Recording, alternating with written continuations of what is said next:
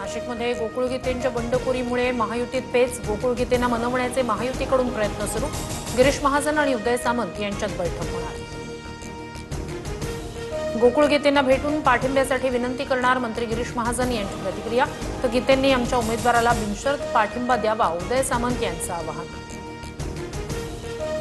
नाशिकमध्ये गोकुळ गीतेंकडून प्रचाराला सुरुवात. महायुतीच्या नेत्यांनी बोलावलं तर जाणार, पण माघार घेणार नाही. आता माघारीचा विषय संपला. गोकुळ गीते यांची ठाम भूमिका. ठाकरेंच्या सेनेतून हकालपट्टीनंतर बाळमाने भाजपमध्ये प्रवेश करण्याची शक्यता. बाळमाने मुख्यमंत्री देवेंद्र फडणवीस यांची भेट घेणार, सूत्रांची माहिती. येत्या काही दिवसातच बाळमाने यांचा भाजप प्रवेश होण्याची शक्यता. सोलापूरमध्ये महाविकास आघाडीत फूट. उत्तम जानकर यांचा स्वतःच्या पक्षाच्या उमेदवाराला विरोध. मतदानावर बहिष्कार टाकण्याचा निर्णय. जानकरांची माहिती. मराठा आंदोलनातील मृतांच्या वारसांना सरकारकडून आर्थिक मदत जाहीर. 34 व्यक्तींच्या वारसदारांसाठी प्रत्येकी 10 लाख रुपयांची मदत.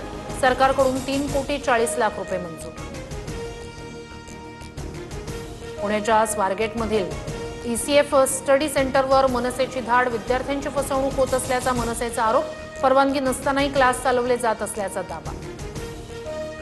पाटस येथे भर दिवसा गोळीबार. तरुणांमधील वादानंतर 3 राऊंड फायरिंग. पोलीस घटनास्थळी. अधिकचा तपास सुरू. कोकणासह दक्षिण महाराष्ट्रासाठी मान्सूनचं पोषक वातावरण. राज्यातील काही भागात पुढील 48 तासात पावसाची शक्यता. 10 जूनपर्यंत तळकोकणात मान्सून दाखल होण्याची शक्यता.